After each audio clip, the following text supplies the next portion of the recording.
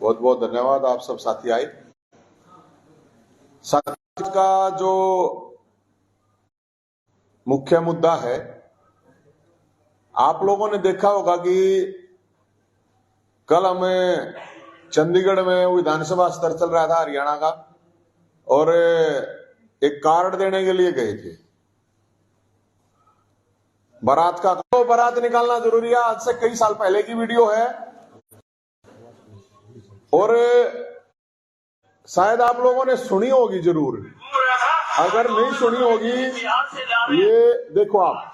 Party को मजबूत करने का मतलब है उन कुआरों को दुल्हन मिलना जिनको इन राज्यों में नहीं मिली, जो घूम रहे हैं ऐसे एक एक गाँव में 150, 200 लड़के जो दुल्हनों से वंचित हैं। ये अलग अलग इशू हैं, क्योंकि बारात होती है तो फिर उसमें बुजुर्ग भी है, तो बुजुर्ग बुढ़ापा पेंशन, और इसका हमने कि समस्या जितनी भी समस्या है लोगों की, हमने ये कहा है कोई भी अपनी समस्या लेके ये कार्ड छपवा रखा हमने कि कोई भी अपनी समस्या लेके उस दिन उस बारात में आ सकता है। अब मैं उसके लिए यहां पे आया था, कल इन्होंने मेरे को अरेस्ट कर लिया, शाम को वापस छोड़ा है। कार्ड ही देने आया था मैं, तो मिठाई साथ में थी, कार्ड देने के लिए आया था। अब लेकिन ये ना कार्ड लेना चाहते हो ना वो, लेकिन हम तो अपनी एक आवाज थी उसको उठा रहे हैं। अब इसमें आपकी जानकारी के लिए मैं बता दूं, हमने एक नंबर जारी किया था 7027-822 822, 7027-822, फिर दोबारा 822। करीब 700 लोगों के फोन एक दिन में आ गए इस बारात के बराती बनने के लिए। एक दिन में बता रहा हूं मैं आपको, अभी तो कई दिन पड़े हैं, एक दिन में आ गए इतने लोग। क्योंकि अगर हम कोई बात खाते हैं, मुद्दे की जॉब की बात खाते हैं, पीछे मेरे को 9 दिन तक जेल में रखे इन्होंने, वहां पे पैसे लेके जो आरोप लगा रहे थे, आवेदक पैसे लेके भर्तियां की जा रही थी पीजीआई में, बाहर के लोगों की भर्तियां की जा रही थी 9 दिन तक। झूठे केस 4.5 साल पुराना मेरा पानीपत का केस लगा दिया, परावर की जमीन का मामला था वो लगा दिया, एक SC/ST का केस लगा रखा था मेरे ऊपर वो लगा दिया, फिर वो हटा भी दिए। तो साथियों, हम सबको न्योता दे रहे हैं, पक्ष विपक्ष कोई भी हो, कि ये जो डिमांड है, क्योंकि कल मैं विधानसभा में देख रहा था कि बड़ी गजब की बात है कि जब विधानसभा के अंदर खुद डिप्टी चीफ मिनिस्टर की मां जब ये कह रही है मेरे इलाके में टीचर नहीं है, तो आप अंदाजा लगा सकते हो कि स्थिति क्या है। और शायरी हो रही है वहां पे विधानसभा में, और बता रहे हैं इनको दोनों को शेर लिख के देने वाला भी एक ही आदमी है, एक ही आदमी है जो उसको भी शेर लिख के देता, पूर्व मुख्यमंत्री को और अपने इस प्रेजेंट में जो मुख्यमंत्री है। वरना मुझे तो लगता नहीं कहीं से, मेरे को तो गालीपुर गुलजार मेरे को तो लगते नहीं है कि एक शेर बोलेगा उसके ऊपर दूसरा तुरंत। तो बिल्कुल मिलजुल के इन्होंने मुशायरा बना रखा है, मुशायरा स्तर कह सकते हैं इसको विधानसभा स्तर का।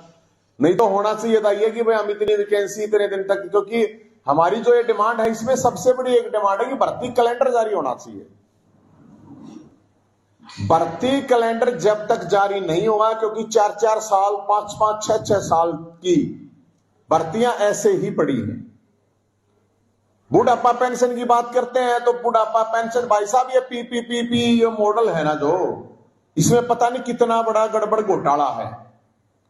सारे हरियाणा के बुजुर्ग, विकलांग, विधवा, 60 साल से ऊपर वाले जो ये कह रहे थे जो 60 साल का हो जाएगा तुरंत पेंशन बढ़ाएगी, सब परेशान है। प्रॉपर्टी ID के नाम पर पता नहीं कितना बड़ा घोटाला है, लोग चक्कर काट रहे हैं ऑफिसों में, समाधान किसी का हो नहीं रहा। कोई ग्रीवेंस सिस्टम नहीं है कि आदमी ग्रीवेंस है वहां पे चला जाए कि यहां पे जाके मैं अपना ग्रीवेंस का कोई टाइम बाउंड हो। और इसके अलावा भाई साहब मैं आपको बताऊं कि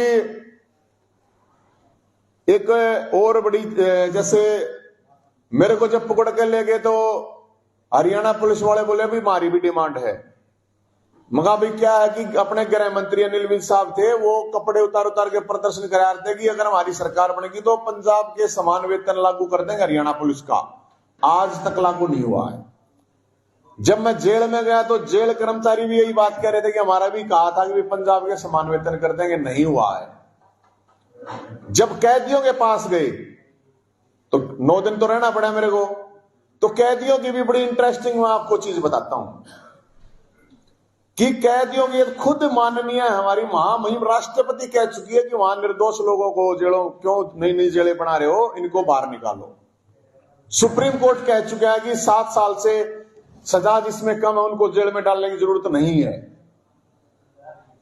आप सोचोगे कि पूरे देश में, क्योंकि उन्होंने कैदियों ने भी कहा कि भाई आप हमारी भी आवाज उठा देना, तो उनकी भी उठाना जरूरी है, क्योंकि मैंने देखा 70% लोग वहां पे निर्दोष ही पड़े हैं, झूठे केसों में पड़े हैं।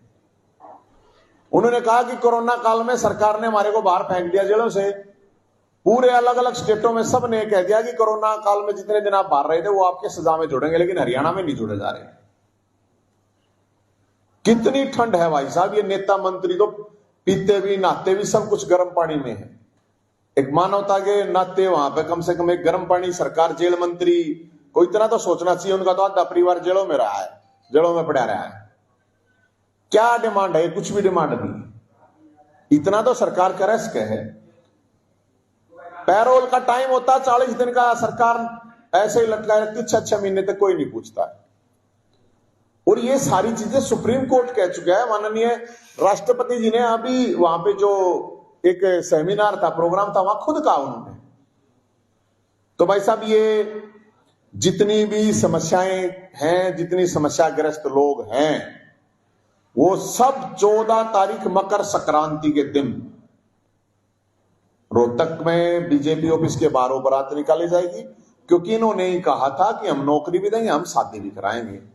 अब ना तो शादी हो रही है और ना हो रहा है, खेल कोटा है, बीबीजी कोटा है, उसके ऊपर सरकार कोई बात नहीं कर रही। यहां पे इस विधानसभा की मैं तो आपको बता रहा हूं कि विधानसभा के अंदर ही ये जो सारी चीजें हो रही हैं, एक और मामला हो रहा है, मैं आपको बताऊं।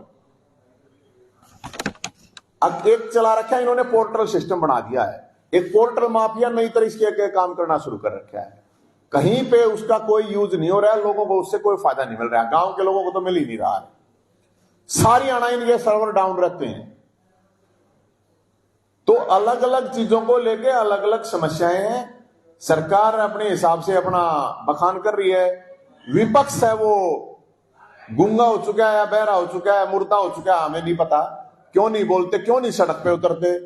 एक बयानवीर बने हुए हैं, लेकिन कोई कार्रवाई कोई सरकार के खिलाफ होती नहीं है। कट्ठी शेरो शायरी चल रही है।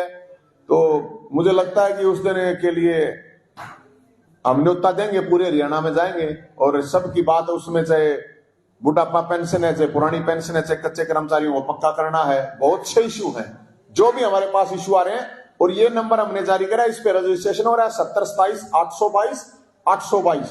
इस पे रजिस्ट्रेशन करा के वहां पे ये बारात निकाल लेंगे। कोई सवाल है तो आपका आप जरूर बता दीजिए।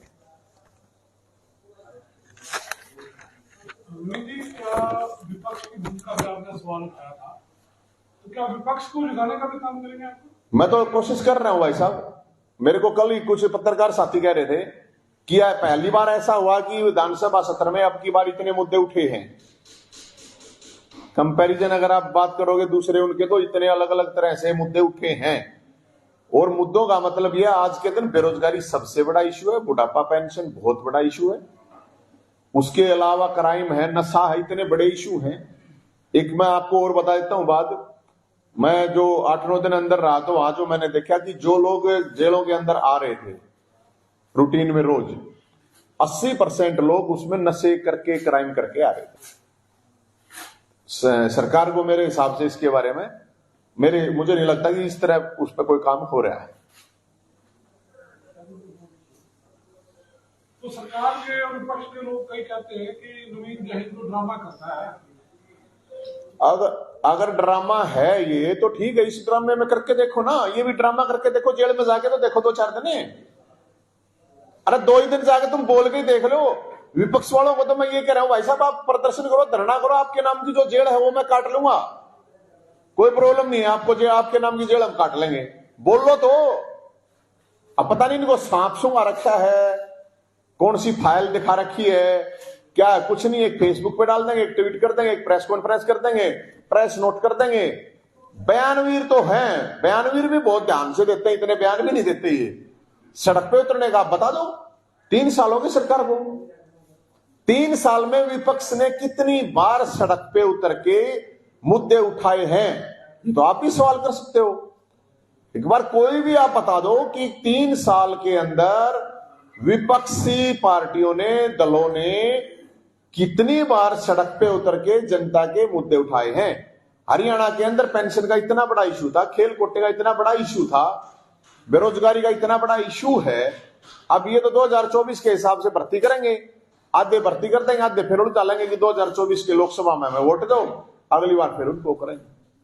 तो पेंशन के मुद्दे पे सीएम साहब ने कहा था कि एडीसी की ड्यूटी लगा दी है, जिसके जो पात्र लोग हैं वो आवेदन करें। मैं अभी देखिए, सरकार ने वो ड्यूटियां लगाई थी, 1-2 महीना काम हुआ था, लेकिन मैं आपको जानकारी दे देता हूं कि करीब 3.5 लाख बुजुर्ग आज भी, जिनकी 60 साल से ऊपर एज हो चुकी है, उनकी पेंशन नहीं बढ़ रही है। और जब डिस्ट्रिक्ट एडमिनिस्ट्रेशन के पास जाते हैं लोग, तो वो कहते हैं चंडीगढ़ से बन के आएगी। तो कब आओगी चंडीगढ़ से बन के? कोई टाइम लिमिट तो होगा। एमएलए एमपी इनकी तो पेंशन ना रुक रही भाई, इनकी तो कहीं ना पीपीपी आईडी अड़ रही, इन पे तो कहीं ना प्रॉपर्टी आईडी अड़ रही। तो ये तो ठीक नहीं है ना। अब बुजुर्ग हैं, वो धक्के खाते घूम रही हैं, उनकी तो नहीं बढ़ रही। मेरे पास तो रोज आते हैं लोग भाई साहब, रोज की भाई मेरी पेंशन नहीं बढ़ रही। अलग अलग जो भर्तियां अटकी खड़ी हैं वो हैं। तो भर्ती कैलेंडर तो होना चाहिए, उसके बिना तो मेरे हिसाब से तो ठीक नहीं है जिस तरह ये कर रहे हैं। अब सीईटी है, जब सीईटी क्वालिफाई तो मांग रहे हैं लोग। स्टेट है, अलग अलग स्टेट में उस तरह के टेस्ट होते हैं, वो आजीवन है। अब 7 साल के बाद कौन पटेगा? वैकेंसी खाली है एजुकेशन डिपार्टमेंट में। अब ये कह रहे हैं कि सुबह वाला मंदिरों से, मस्जिदों से, गुरुद्वारों से अनाउंसमेंट करवाया करेंगे 4 बजे की, बच्चों खड़े हो जाओ, पढ़ो। अरे टीचर तो नहीं है, टीचर पढ़ा होगा? टीचर तो है ही नहीं। तो जब टीचर नहीं है तो वहां से अनाउंस करने से उठ जाएगा कोई 4 बजे में? उससे पढ़ाने से क्या हुआ? तो हरियाणा पुलिस है, 32,000 वैकेंसी खाली है, बताओ, नहीं भर रहे हैं। हेल्थ डिपार्टमेंट है, करीब 25,000 वैकेंसी खाली है। तो सरकार खुद कह रही है। अब बड़ी गजब बात है, सरकार पहले, अब जैसे सरपंच का चुनाव हुआ, 2 साल तक गांव का जो विकास था वो पूरी तरह रुक गया। अपने हिसाब से इन्होंने पैसे लगाए, अपने हिसाब से कमीशन खाई। अब 2 साल बाद सरपंच का चुनाव हुआ, सरपंच जीत के आए। सरपंचों को बता रहे, पहले से ही कह रहे हैं तुम बेईमान हो। ये पूरी की पूरी सरकार 10% कमीशन पे चल रही है। कोई ठेका कुछ भी ले लो, ऊपर मंत्री खाए, सरकार खाए, ठीक। इनके पास ऐसा मैकेनिज्म नहीं है, अगर कोई सरपंच अगर खाए उसके ऊपर कार्रवाई करो। तुम सारे के सारे सरपंचों ने बेईमान क्यों बता रहे हो? सारे सरपंच बेईमान थोड़ी हैं। अभी तो यार उनका चार्ज भी नहीं से वाला ढंगता है, पहले ही बेईमान बता दिए। तो क्या है ये बताओ? पहले ही आप बेईमान। आप कौन सा राजा हरिश्चंद्र की सरकार चल रही है यहां पे? और कोई कबीर कुटीर नाम रखने से कोई कबीर थोड़ी हो जाएगा। काम तो कंस वाले करें, हमारे मुख्यमंत्री नाम दर रहे हैं कबीर कुटीर। बताओ, आप जो आवाज ठावा है उसने ठा के केस कर दो, उसने जेल में गिर दो। तो हम तो एकदम, हमने तो 100 जेल में गिर दो। हम तो भगत सिंह न माननीय आदमी है, नेताजी सुभाष चंद्र बोस, चंद्रशेखर, उन लोगों न माननीय आदमी है। हमारे को जेल में डालने से क्या हुआ? मुद्दे तो भटकना नहीं देंगे। और सरकार को हम तो यही कह रहे हैं, सरकार काम करे भाई, नहीं तो हम तो खड़े ही हैं। और बेरोजगारों की बारात है, उसमें सब अपनी समस्या लेकर आए, क्योंकि बारात है तो हम तो सरकार तो नहीं, बड़ी अरेंजमेंट करे। किस तरह का योजना रहेगा सर? बारात किसी हो भाई साहब, बारात का मतलब बारात है। और मैं आपको न्योता दे रहा हूं, आप आना वहां पे, आप सब लोगों को न्योता है, आप आना, आप देखना। आज तक देश के इतिहास में, प्रदेश के इतिहास में ऐसी बारात किसी की निकली ही नहीं होगी। बेरोजगारों की बारात निकलेगी। सरकार को जलील को आता नहीं है नीचे कार्ड में, तो हमने छपा रखा सरकार को जलील करने के लिए जलूल जलूल आना। ठीक है ना, फैक्ट की बात कर रहे हैं। कौन होगा? है जी, बराती सेवा कौन करेगा? सरकार। अरे सरकार के घर लेके जाने लग रहे हैं बरात में। सरकार जो है सरकार है तो कह रहे हैं ना, अपना अरेंजमेंट करे ढंग है। हम तेज थोड़ी मांग रहे हैं, देखो लिखकर रखा है, मानतान है, बुजुर्ग भी होंगे थापे भी लागेंगे, समझे ना आप। हम तो नौकरी लेने जा रहे हैं, भाई नौकरी दो। अरे इनके अध्यक्ष अभी भी अध्यक्ष जी है, मैंने दिखाई दो वीडियो, वो यही तो कह रहे हैं अगर मैं क्या करवाऊंगा, बीजेपी को मजबूत करो, क्या करवाऊंगा। तो मजबूत हो रही है, 2 बार सरकार बना ली और कितनी बार बनाएगी। उनकी तो ब्याह की उम्र जाना लग रही है, नौकरी नहीं है तो फिर ब्याह कितना होगा बताओ। सेहरा किसके जाओगे आप? शेरा मैडम आपको वहां पे देखना पड़ेगा, इतने सहरे होंगे, शायद खट्टर साहब देख के अनकंफर्ट फील करेंगे। आप जो है सरकार की भी आलोचना कर रहे हैं और ऑपोजिशन की भी आलोचना कर रहे हैं, आप किस रूप से जो है लोगों के पास जाते हैं, आपका संगठन क्या है? कॉमन मैन है जी हमारी तो भोलेनाथ की सेना, नेताजी सुभाष जय हिंद की सेना है। आम आदमी पार्टी में भी आपको? मैं तो हुई नहीं, मैं कई पार्टी में किसी में हुई नहीं।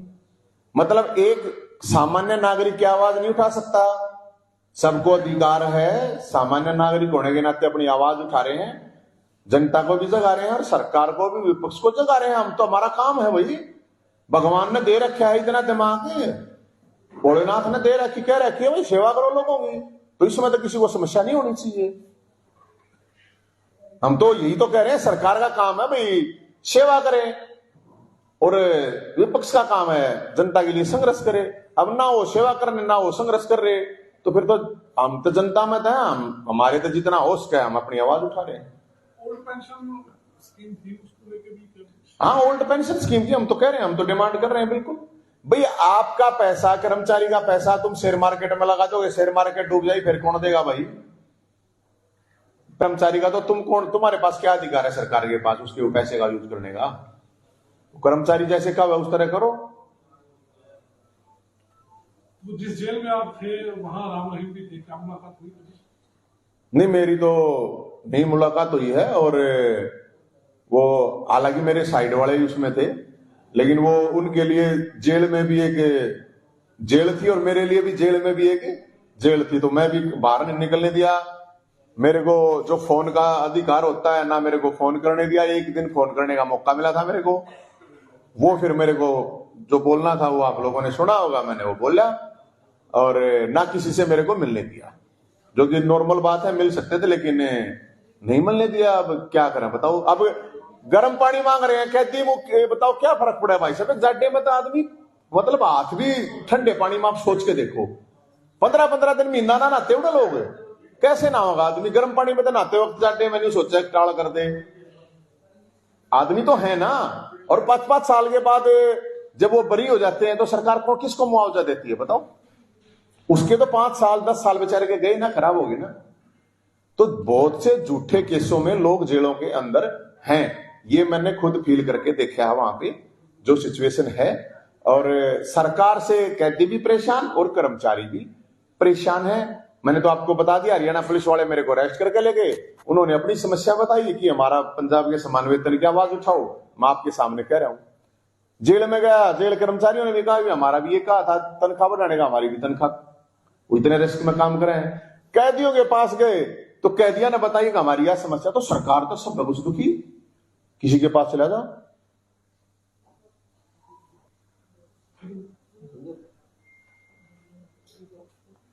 हो गया जी, थैंक यू।